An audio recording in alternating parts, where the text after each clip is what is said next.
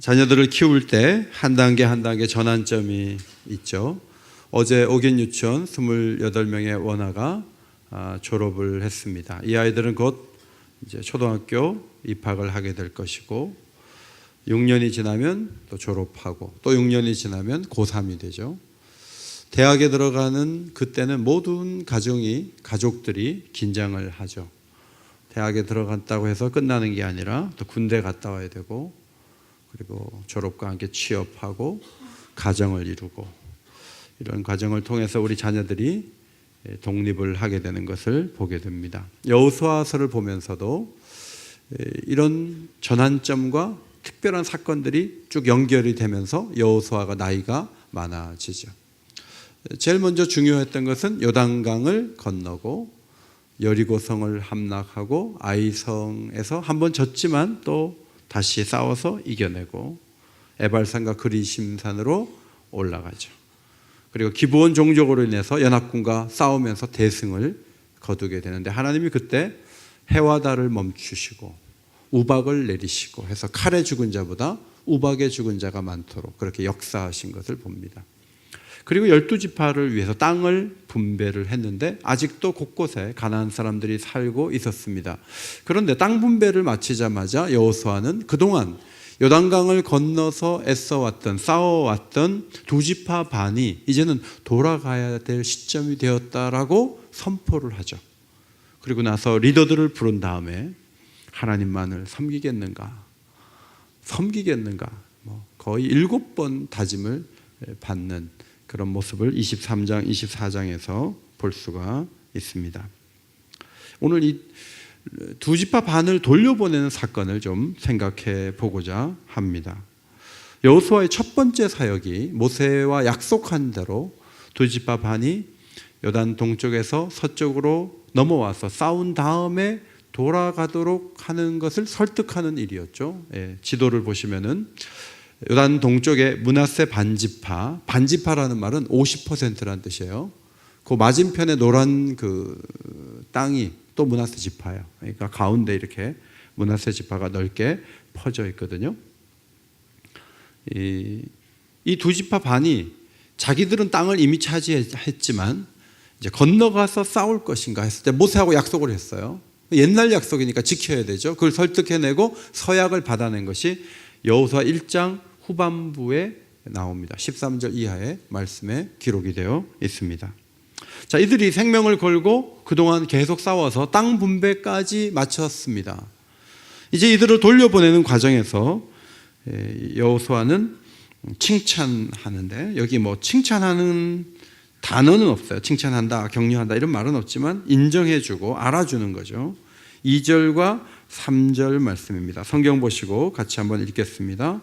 22장 2절 3절 시작.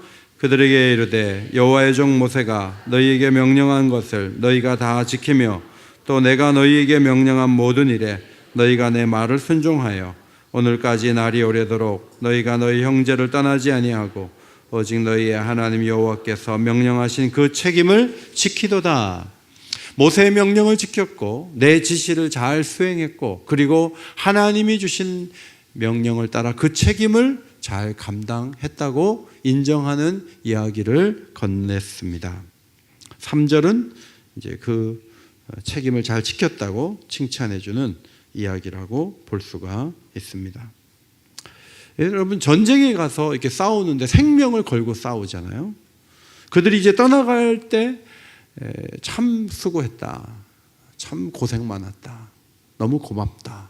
이제 우리는 그렇게 말하겠지만 여호수아는 좀 다른 형식을 통해서 말을 해줬는데 저는 그것이 하나의 상급이다 그런 생각이 듭니다.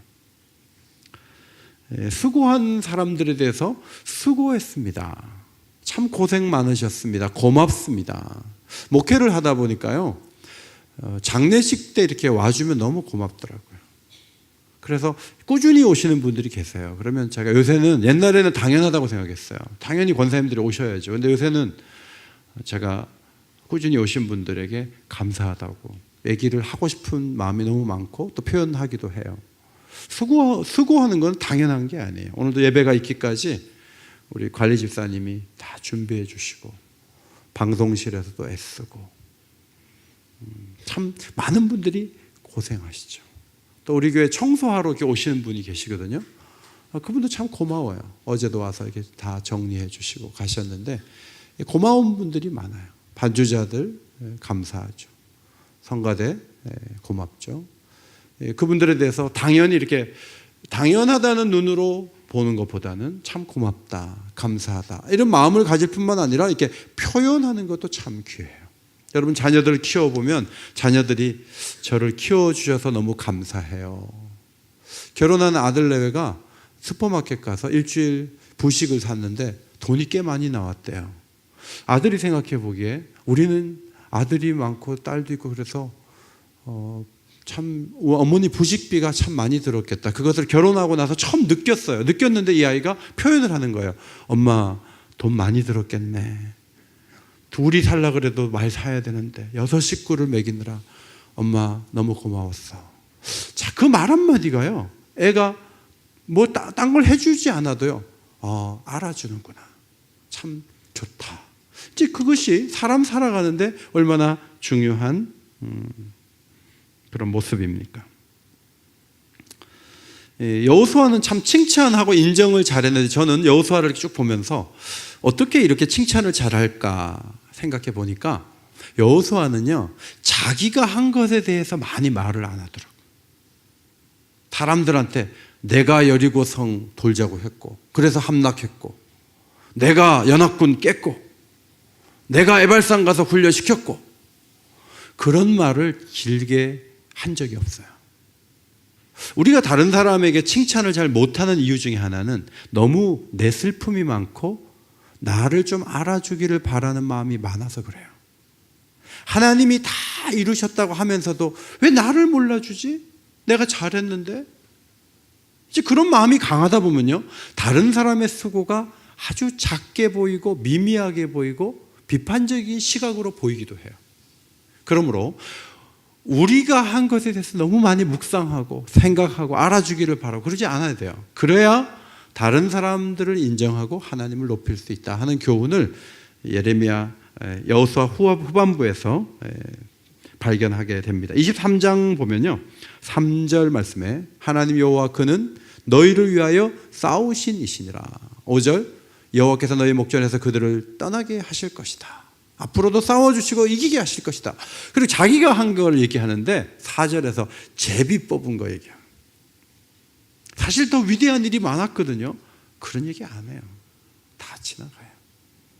그러니까 여호수아의 인격이 굉장히 멋지고 아름다운데 저는 이것이 균형감 있는 모습이다 그렇게 생각이 됩니다. 우리 주변에는 하나님이 싸우셨고 하나님이 싸우실 것이고 하나님이 모든 것이라고 말하는 분들이 계신데 그분들 중에는 사람들의 수고에 대해서는 별것 아닌 것으로 여기는 경우가 있어요.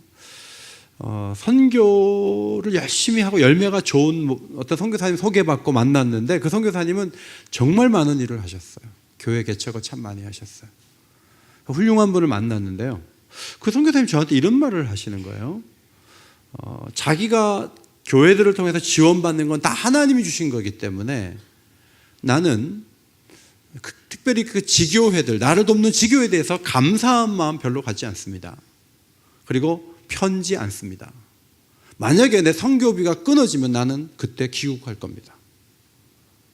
그러면서 굉장히 하나님을 믿는 그 신앙이 강한 걸 느끼는데 교회들이 기도해주고 후원해주는 것에 대해서 당연시 여기면서 그것도 하나님이 하게 하신 거기 때문에 내가 그들에게 일일이 감사할 필요는 없다. 이런 태도를 취하더라고요. 저는 그분과 여호수아를 비교해 볼 때 그분의 인격이 여호수아에 한참 미치지 못한다. 저는 그렇게 생각이 들었습니다. 이 부분을 설교하면서 저도 우리 성도들을 일일이 참 고생 많으셨습니다. 장로님 고맙습니다. 권사님 고생 많이 하셨습니다. 일일이 다 하지 못해서 교인들 중에는 목사님이 내가 얼마나 애쓴지 잘 모르는 것 같다. 이런 느낌, 섭섭한 마음을 가진 분들이 적지 않은데 조금 더 표현하고 손을 잡아드려야 되겠다. 그런 회개와 반성을 하게 되었습니다. 여호수아는 두 지파 반에게 말로만 보상하지 않고 물질적으로도 보상하죠. 8절 말씀에 보시면 말하여 이르되 너희는 많은 재산과 심이 많은 가축과 은과 금과 구리와 새와 심이 많은 의복을 가지고 너희 장막으로 돌아가서 너희의 원수들에게서 탈취한 것을 너희의 형제와 나눌지니라 하매.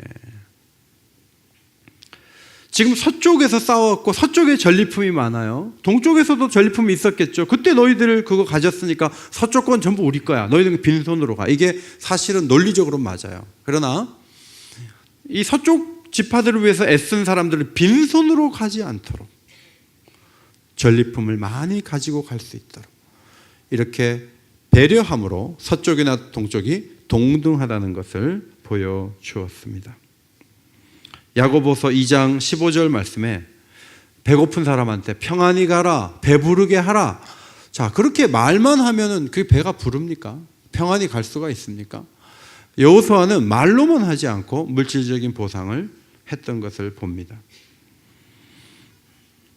지금 군인 간 아들 얘기 들어보니까 일병 월급이 30만 원이 넘는데요. 30만 원이. 국가가 세금을 옛날에 그 정도로 투입을 하지 못했는데 지금은 이제 병사 하나당 돈이 훨씬 많이 들죠. 그래서 30만 원 받아가지고 10만 원씩 모으면 전역할 때 200만 원 이상 가지고 나올 수 있어요. 자, 그런 얘기가 오갈 때 과거에 15,000원 받고 군생활 하신 분들은 얼굴을 찌푸리면서 돈이 많아, 돈이 나만 나겠어, 막 그러면서 막 비난하면서 이래서는 안 된다고, 그 녀석들 5만 원만 줘야 된다고 이제 그렇게 말씀하시는 분들이 계세요. 근데 생각해 보세요. 젊은 날 거기 가서 국방의 의무 수행한다고 30만 원 받으면 하루 얼마 받는 거예요? 하루 10,000원 받는 거잖아요. 그 돈 하나도 안 주면 부모는 용돈도까지 보내줘야 되는데, 그러니까 아이들이 한 30만 원 받는다 그러면 말이라도 50은 줘야지. 그런다 그래서 50 주지 않거든요. 그래도 말이라도 그렇게 하는 게 좋아요. 나라 재정이 나만 아겠어 이러지 마시고 따뜻한 쪽에 쓰세요. 뭐 교회에서 뭔가 처리할 때도 따뜻한 쪽에 쓰세요. 뭐 원리를 따지면서 지나치게 그래봐야 주라 그리하면 채우리라 하는 하나님의 원리를 어긋나는 거예요. 그러니까 베풀다 그럴 때는 또 베풀고 주고, 이 여호수아의 넉넉한 마음, 우리가 그것을 배울 수가 있습니다. 여호수아는 시간을 끌면서 두 지파 반 군사들에게 더 오래 주둔했으면 좋겠다는 마음이 한편으로는 있었을 거예요. 왜냐하면 곳곳에 너무나 강한 그런 종족들이 남아 있었기 때문에 좀 더 힘을 합쳐서 가면 더 좋을 것 같아요. 마음에 보낼까 그대로 잡아둘까, 이 두 마음이 속에 있었겠죠. 그런데 이제는 보낼 때가 됐다고 여호수아는 판단을 내렸는데 저는 그것이 참 귀하다는 생각이 들어요. 두 지파 반 대표들이 와서 우리 이제 그만 좀 가게 해주세요 말하기 전에 여호수아가 얘기를 꺼낸 것도 여호수아의 훌륭한 점입니다. 누구나 이기적이어서 하나를 요구하면 이익이 늘어난다면 더 많은 이익을 갖고자 하는 것이 사람의 심성 아닙니까? 여호수아의 내면의 어떤 갈등을 잘 이겨내고 이제는 가야 된다. 사실 모세와 이 종족이 이 두 지파 반이 이 언약을 맺은 것을 보면 더 오래 붙잡아둘 근거가 있었어요. 민수기 32장 21절 너희가 다 무장하고 여호와 앞에서 요단을 건너가서 여호와께서 그의 원수를 자기 앞에서 쫓아내시고 그 땅이 여호와 앞에 복종하게 하시기까지 싸우면 너희가 돌아가면 무죄하다 그랬어요. 그때까지 안 싸우고 가면 죄가 있는 거예요. 그러니까 지금 무죄한 게 최고예요. 지금 그 정도를 목표로 이 사람들이 잡혀 있듯이 여기에 서쪽에 있었던 것이죠. 그런데 여호수아는 두 지파 반이 요단강을 건너야 된다고 설득할 때 조금 다르게 얘기를 했죠. 여호수아 1장 15절 말씀이에요. 자, 앞에 보시고 같이 한번 읽겠습니다. 시작. 여호와께서 너희를 안식하게 하신 것 같이 너희도 형제를 안식하며 그들도 너희의 하나님 여호와께서 주시는 땅을 차지하기까지 하라. 그리고 너희는 소유지 곧 여호와의 종 모세가 너희에게 준 요단 이쪽 해 돋는 곳으로 돌아와서 그것을 차지할지니라. 모세는 완전 정복을 할 때까지라고 말한 것 같이 보이는데 여호수아는 이쪽 사람들이 안식할 정도가 되면 돌아가도 된다 그랬어요. 그런데 하나님이 안식을 주신 것은 21장 44절에 이미 주셨죠. 그들의 주위에 안식을 주셨다. 그래서 감히 막 군대를 몰아가지고 막 맞설 정도의 군대는 다 깨진 거예요. 이제 소소하게 남아있는 거예요. 사실 여러분 두 지파 반이요, 남자들이 와 있었잖아요. 그러면 농사 짓는데 남자가 없어요. 여자가 농사 지어야 돼요. 외국에서 누가 공격을 해오면 남자들이 막아야 되는데 여자들이 맞서야 돼요. 얼마나 여성들이, 가족들이 고생을 많이 했겠어요. 이제는 돌아갈 때가 되었다. 이제 가야 된다. 그렇게 결정하는 거 저는 귀하다고 봐요. 이라크나 시리아에 미군이 파견되면 6개월 순환 보직이에요. 그래서 계속 전쟁하지 않고 6개월 있다가 또 빠져나가고 또 들어오고 이렇게 하는 거예요. 죽을 때까지 그 위험한 곳에 가지 않도록 하는 것이죠. 지난주 윤한덕 중앙응급의료센터장이 과로사에서 소천했는데 50대인데 명절에 응급 상황을 대비해서 앉아 있다가 그냥 그대로 돌아가셨어요. 근데 돌아가신 걸 아무도 발견을 못해. 명절이라. 부인이 국립중앙의료원에 왔다가 남편이 이렇게 앉아서 돌아가신 걸 봤어요. 대통령도 또 많은 분들도 우리가 이렇게 의사를 힘들게 하는 자리에 앉혔었나. 탄식이 나오죠. 지금 우리 사회는 피로 사회예요. 피로 사회. 모두가 피곤해요. 조금 더 열심히. 그래서 한쪽에서는 막 탄식이 일어나는데 수익 구조와 연결돼서 이게 해결이 안 되는 거예요. 2001년 BBC 방송에서 달콤한 초콜릿은 위험한 환경에서 강제노동에 고통받는 아프리카 어린이들의 손에서 나온다. 이런 보도를 했어요. 이 초콜릿의 원료인 카카오, 이게 아프리카 동부에서 나는데 이 카카오를 따는 그 노동 인력이 1,400만 명인데 그 중에 220만 명이 애들이라는 거예요. 애들이 학교 못 가고 카카오 슈드 때는 카카오 열매를 껍질을 이렇게 벗기고 안에 하얀 걸 꺼내서 햇빛에 말리는 걸 수작업을 해가지고 애들이 동원을 돼요.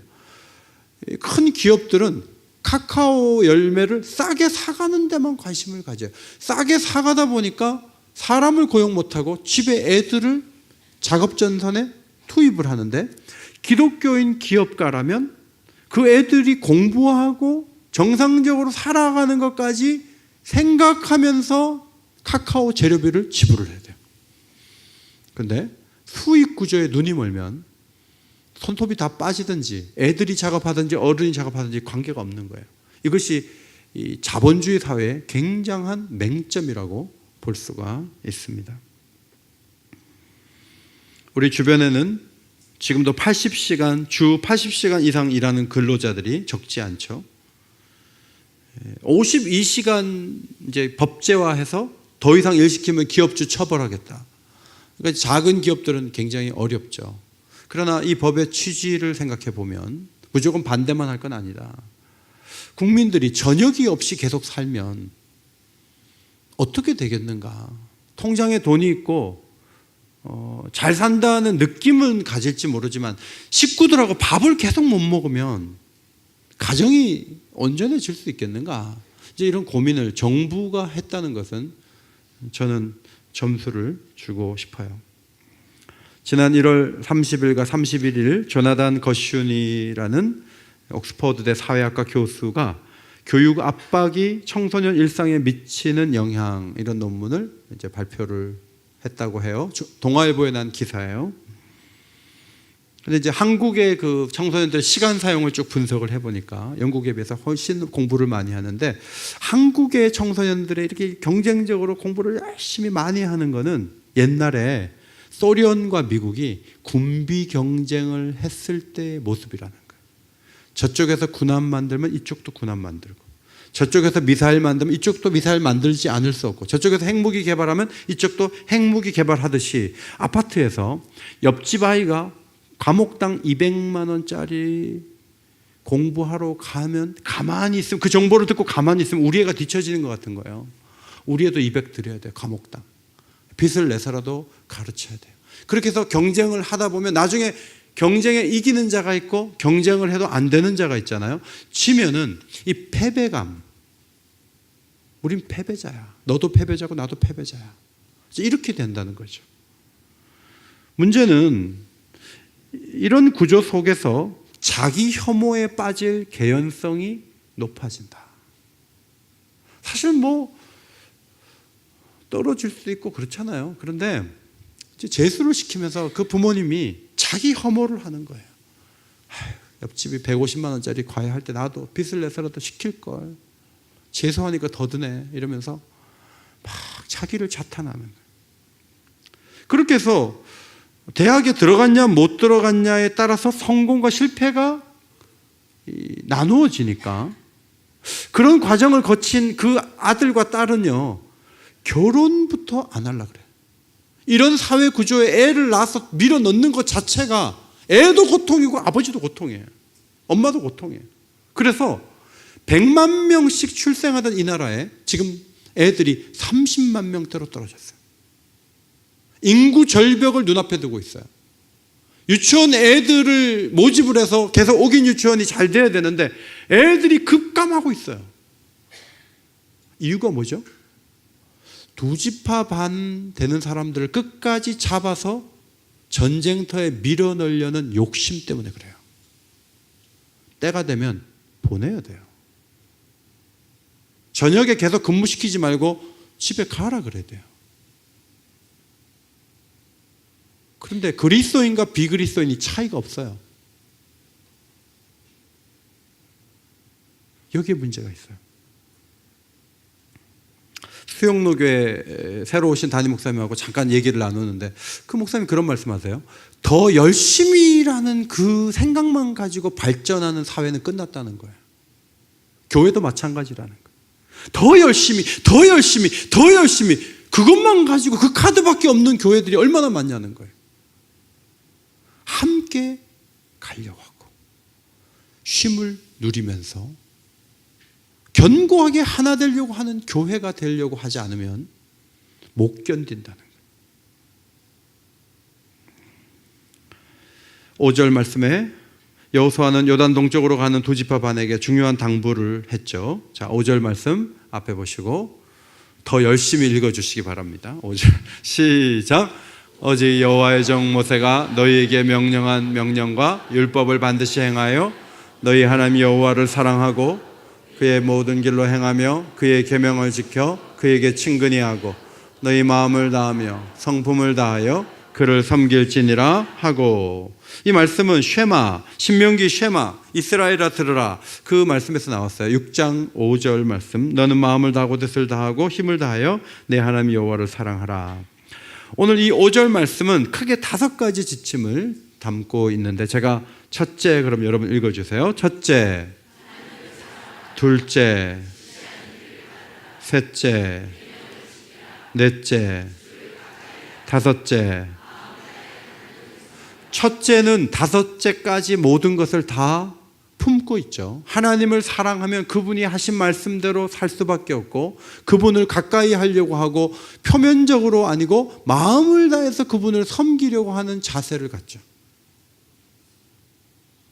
여러분 예배에 오실 때 오늘 주일이야 하고 막 기쁨으로 막 30분 전에 와서 앉으세요? 아니면 막 가방 싸다가 시간 보내면서 투덜거리다가 5분 늦으세요?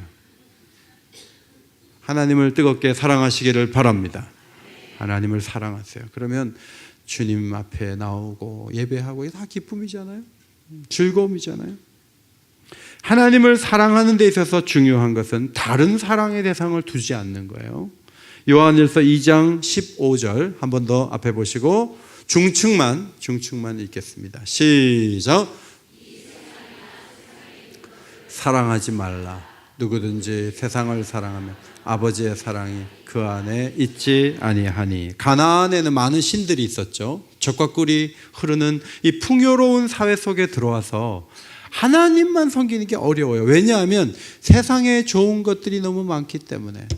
그래서 하나님만 섬기라는 말씀을 또 하고 또 하고 또 한 말씀이 23장, 24장이에요. 어제도 결혼식이 있었죠. 신혼부부가 잘 사는 방법은 다른 사랑의 대상을 두지 않는 거예요. 그냥 배우자만을 사랑하는 거예요. 그러면 길게 갈 수 있고 깊이 사랑할 수 있겠죠. 그 다음 하나님 사랑은 중요한데 이웃 사랑도 중요해요. 요한일서 3장 16절. 자, 아래층 같이 읽겠습니다. 시작. 그가 우리를 위하여 목숨을 버리셨으니 우리가 이로써 사랑을 알고 우리도 형제들을 위하여 목숨을 버리는 것이 마땅하니라.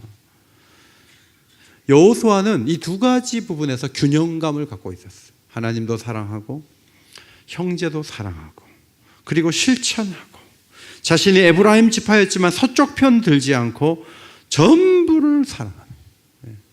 교회 리더의 자질 가운데 하나는 모든 교인들을 사랑하는 거예요. 우리 위원회만 사랑하고 우리 찬양대만 사랑하고 그렇게 하지 말고 모든 교인들을 사랑하고 손을 잡아주고 인사하고. 여호수아는 그런 훌륭한 부분이 있었어요. 거리가 멀어지면 마음도 멀어진다는 말이 있는 것처럼 요단 동쪽으로 넘어가면 하나님 떠날 가능성이 더 크다는 거예요. 그래서 하나님을 끊임없이 사랑하려면 요단 동편에 있지만 요단 서쪽에 있는 사람하고 계속 교류해야 돼. 지금 주일 예배만 드리시는 분들에게 제가 다시 한번 말씀드려요. 연결선을 끊어놓고 하나님 섬기면 어려울 때 힘들 수 있어요. 연결선을 가동해야 돼. 전도에도 좀 들어가시고 그리고 사랑방도 들어가고 나를 위해 기도해 줄 수 있는 사람들하고 자꾸 연결을 해야 하나님 사랑하고 이웃 사랑하는데 롱런할 수가 있어요. 그냥 혼자만 계시지 마세요. 밖에 나가서 더 좋은 식사 할 수 있지만 5층에 가서 국수를 먹는 거예요. 왜냐하면 만나서 연결해야 되죠. 그래야 더 멀리 갈 수 있기 때문입니다. 사랑하는 옥인교회 성도 여러분, 우리는 오늘 여호수아의 인격을 통해서 하나님 사랑과 이웃 사랑을 어떻게 실천할 수 있는가를 살펴보았습니다. 우리도 이 두 가지 율법의 강조점을 잘 실행함으로 하나님의 기쁨이 되는 복된 자리에 나가게 되기를 주님의 이름으로 축원합니다.